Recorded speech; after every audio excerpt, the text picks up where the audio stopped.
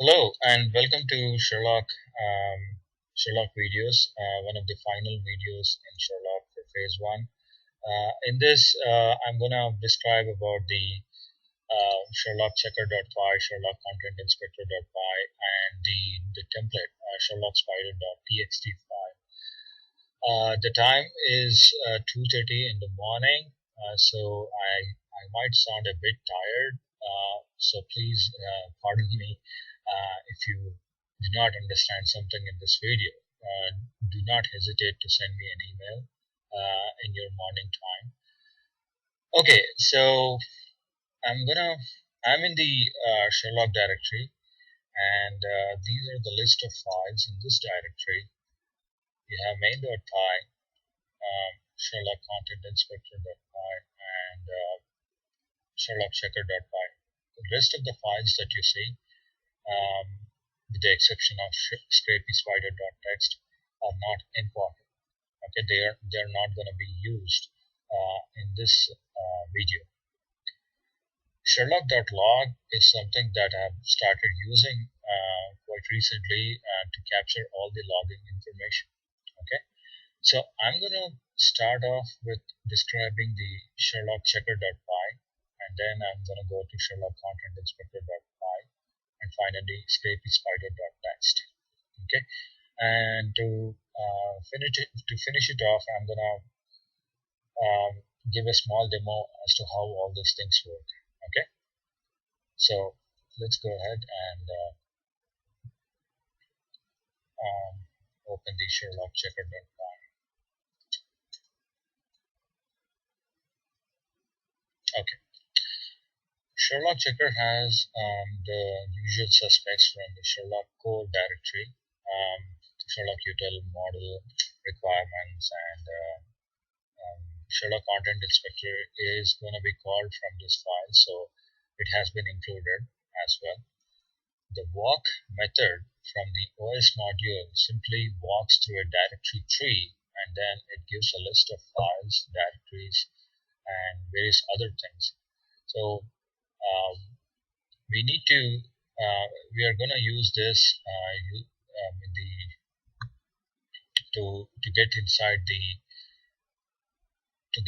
the crawl sites for a given project. So as you know, when I'm adding a project, we can actually add a minimum of one website and a maximum of, I mean, there is no maximum limit as such. You can add as many websites as possible to crawl, provided all these websites serve a common purpose. So that is the reason why you want to tie all these websites for a single project, right? So I'm going to use this walk module to um, branch off from one directory to the other directory as and when the scraping is done for that particular website. Okay, so in the top level you have a project directory, and then you have a list of website directories. These website directories are first class scrapy projects.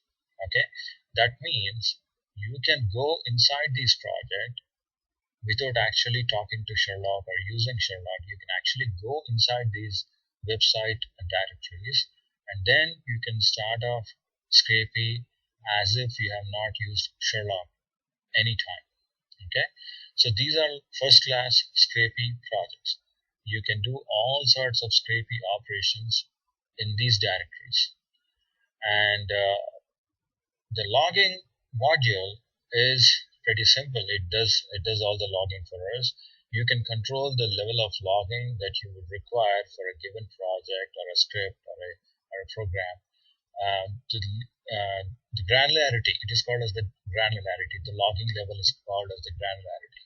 So the lowest is debug, the highest is fatal. So if you say debug, all the levels above debug, including debug, will be pushed into the logging file. The logging file in our case is sherlock.log. Okay, it is present in the temp directory. So the way it works is you can litter your script with all sorts of logging information, and you can say that, okay, this logging, this step in the program is pretty important, so I'm going to log some information with some level.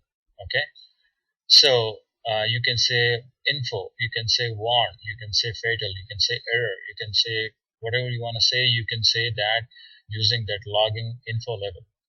What happens then is, um, depending upon the logging level that you have mentioned here, um, all all the logging levels above that level, including the level that you have mentioned, will be used to put the logging information. So um, the worst case scenario is the debug level. So debug level basically prints out everything. Every logging information that you have in your script will be printed. Now, I don't mean to say that even though you have not mentioned any kind of logging statements, the logging will still be recorded. Okay, all the statements will be recorded and all of that. That's not true. You have to use a logging statement, something like logging.info, like for example here, logging.info, and the string, the variable names, the string names, or any messages that you are interested in needs to be present here. Okay, so unless these kind of lines, okay, unless these kind of lines are present in your script, they won't be your logging file will be practically empty. Okay, nothing will be stored in the logging file. Okay, now date fmt is the date format. It is used to okay, let me do one thing. Let me go ahead and open a logging file. I'm not sure if you know how logging works, but it's better. Okay, looks like I don't have anything here. That's fine. Date format is like for every logging statement, every logging line that is present, that's going to go into the logging file, it will be stamped with a timestamp. Okay, it is month, date, year. I don't know what I means. I'm not sure about that. M is minutes, S is seconds, and P, I don't know what P means. But anyways, this is what it is. It's a basic date format, and every line in the logging statement will be time stamped. Um, so this one is one of the first statements that gets into the logging that gets into the log file. And just like we do in the Sherlock main.py, we actually collect the requirements. We check whether these requirements are present or not. For example, MongoDB is running, all the modules like TLD, Scrapy, and I mean those modules are present or not. So we basically get a boolean value here, and this value gets checked if it is I mean if it's a go, no go, and go kind of a decision here. And we create a Sherlock model object. We get the current working directory, and then what we do is we get all the sites for the projects, for all the projects. As of now in Sherlock, there is nothing like, okay, do not crawl this project. I mean, do not crawl the websites for this project, or crawl the do a selective crawling for a given project. For example, a project might consist of 3 websites, but you cannot say at the moment, you cannot say that, okay, I'm only interested in crawling one particular site. Out of the 3 sites, I'm only interested in crawling one particular site per day. Okay, for the other 2 sites, I don't want frequent information or frequent crawling. I may want to crawl them later on, like um, reduce the frequency with which we crawl these things. So um, so that kind of selective crawling for a given project or across Sherlock is not present. So all the sites for all the projects will be crawled every time Sherlock checker starts. Okay.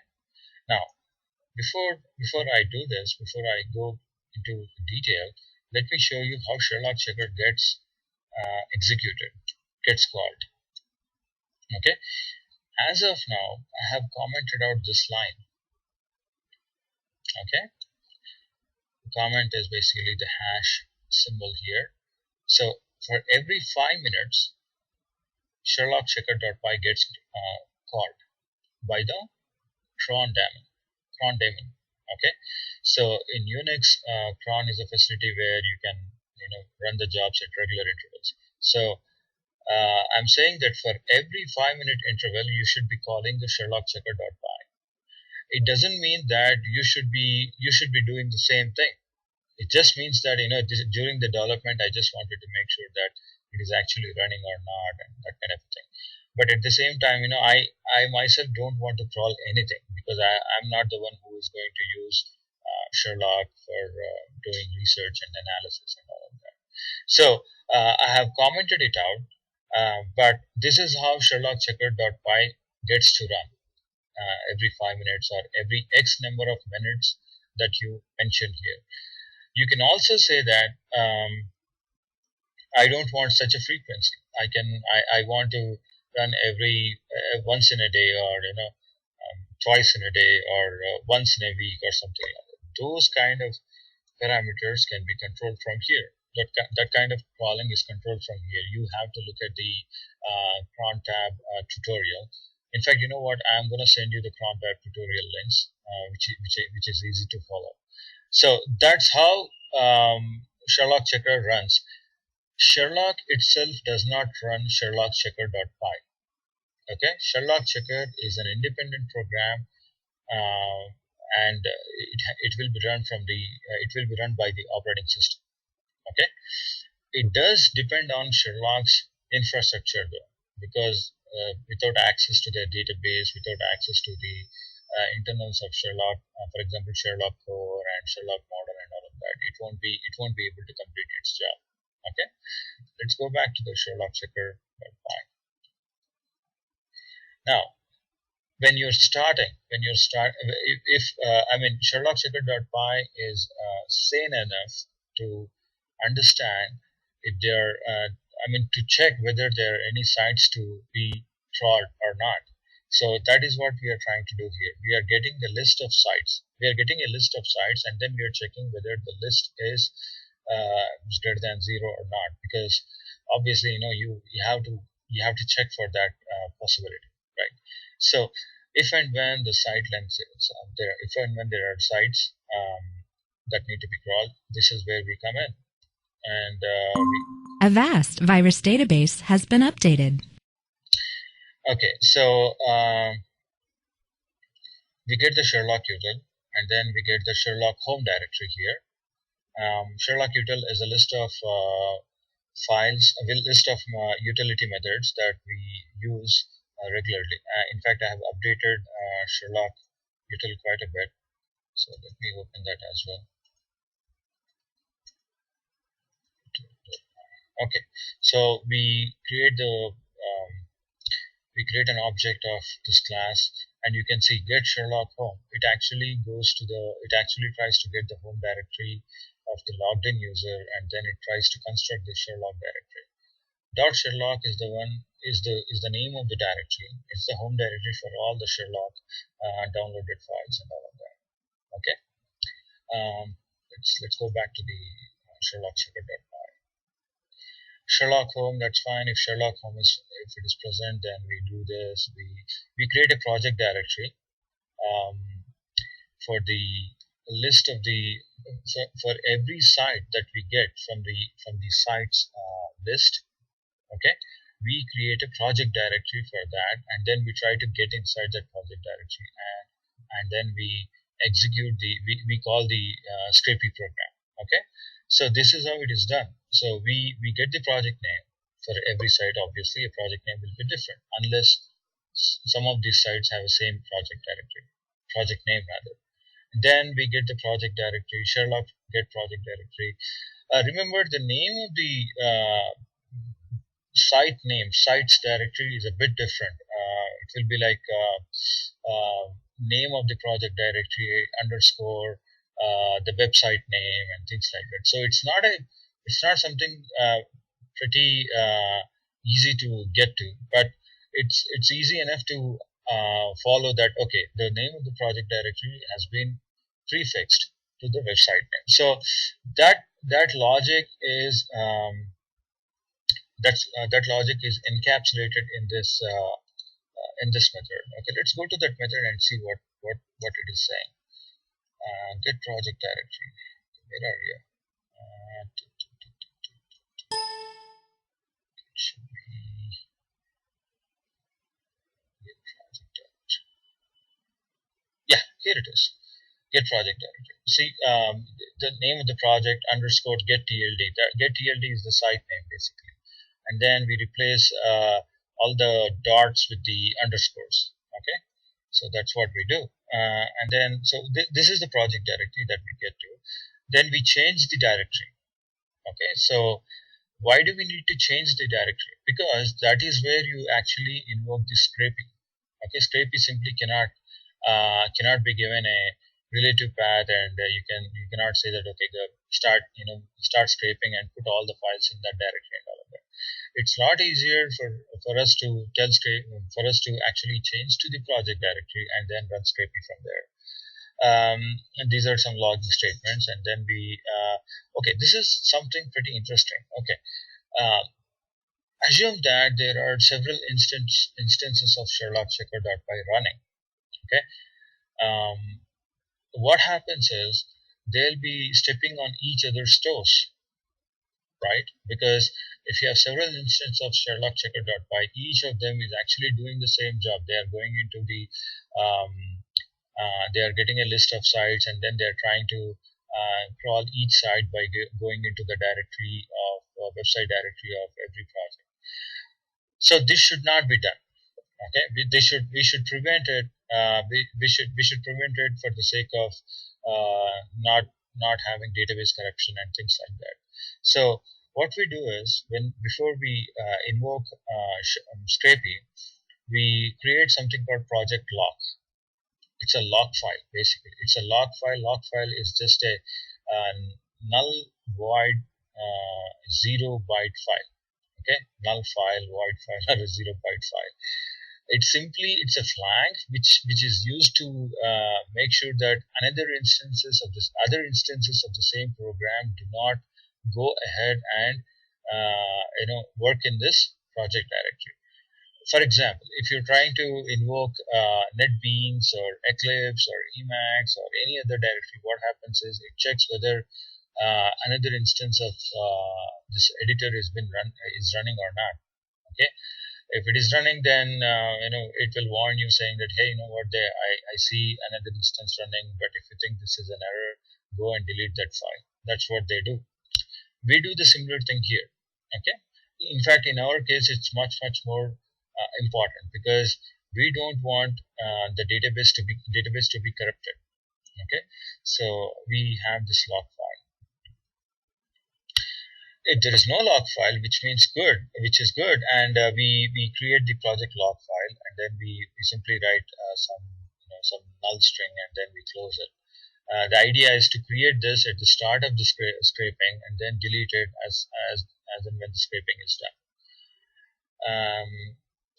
A downloaded data directory is what I create for all the files that will be downloaded as part of the scraping process. Okay, now these files need to be present uh, uh, so that you can actually make sure that the files have been downloaded without any without any changes or modifications or whatsoever. Uh, the content of the file is different from the file itself. The file might contain other metadata. For example, if you're downloading HTML files, it will contain script declarations, style sheet declarations, lot of images and other things. That information is not something that we are interested in. We are interested in the content of the site. The content is basically, as of now, it's just a textual content. Once we get the content, we kind of split it, we slice it and dice it, and then we get a list of unique keywords, and then we are saying that okay, those are the unique tags present for this particular file. But in any case, we also store the original files, original HTML files. So that is where we actually keep all the files. They go into this directory called downloaded data. It is common for all the Scrapy projects that are created using Sherlock. All the Scrapy projects will have downloaded data as a directory, and it contains all the files that have been downloaded when Scrapy has started, when Scrapy has downloaded all the files. It is once the files get inside the database, this directory itself will be deleted. Okay, that is the idea behind it. And we are simply checking, whether we have this directory or not. If an existing directory is there, we try to delete the directory, and then we do all sorts of things. Check output. Check output is an important command. What it does is basically we are giving an argument. We are actually calling the Scrapy and running inside the website directory, which itself is in the project directory. So Scrapy downloads all these files, okay, and then we keep all these files inside this downloaded directory, okay. Depth limit is something that you actually give when you're crawling the project. When you're creating the project, you want to tell Scrapy how deep you want to go. Okay, that is being used here. Okay, so this completes the crawling process. This line completes the crawling process. Once don't actually give any importance to these variable names. I was just being lazy, and I gave some silly names, but they don't actually mean anything. Okay, so again, this is just a comment. I just kept it for posterity's sake, as to how things work and all of that. Files is a list of all the files that have been downloaded as part of the scraping process. How do we get a list of files? Okay, in the downloaded data directory. Okay, that is where walk method of the OS module comes into the picture. Okay, so we get a list of files here. Okay, and then we add these files into the files directory, files list. For each file, we then start calling the Sherlock Content Inspector. Okay, we give the project ID, the name of the project, the site ID, and also the the crawl site, the file name, and the downloaded data directory location. Okay, what exactly Sherlock Content Inspector does, I'm going to explain it to you. Okay, so we are calling the process method of the Sherlock Content Inspector, which actually starts getting the tag names out of the basically it reads the HTML content, and then it gets the list of tags. Once we are done with this Sherlock Content Inspector and the scraping of the website itself, there is no need to have a log file, so we delete the log file, and rest of it is simply a bunch of exceptions, else cases, and all of that. So let's go to Sherlock Content Inspector.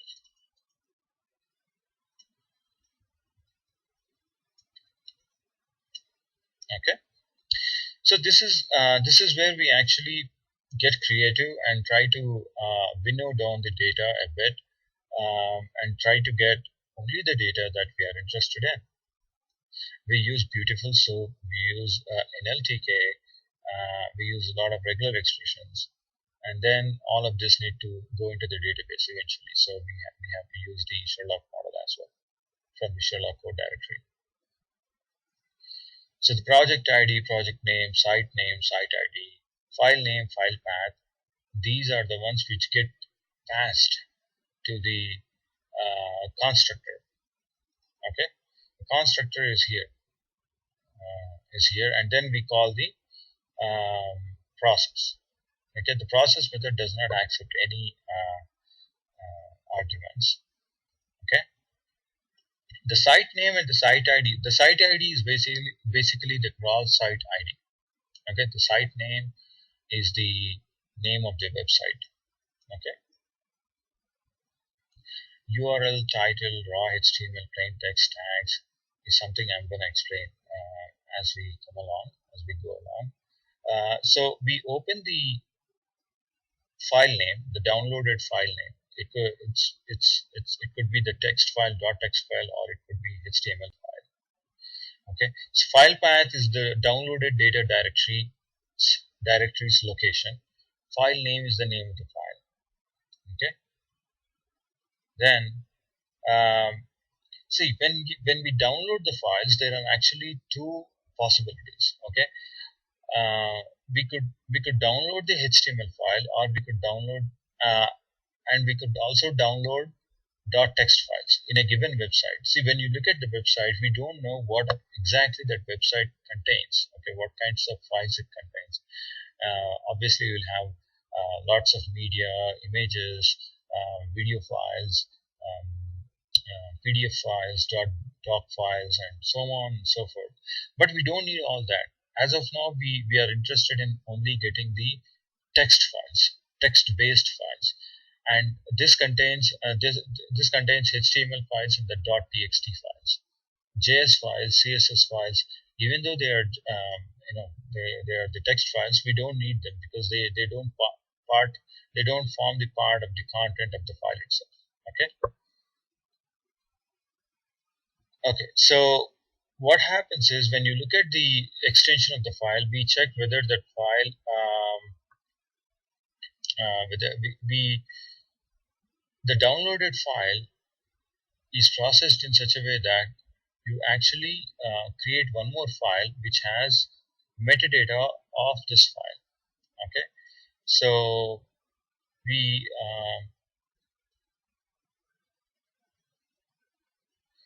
we check whether these files have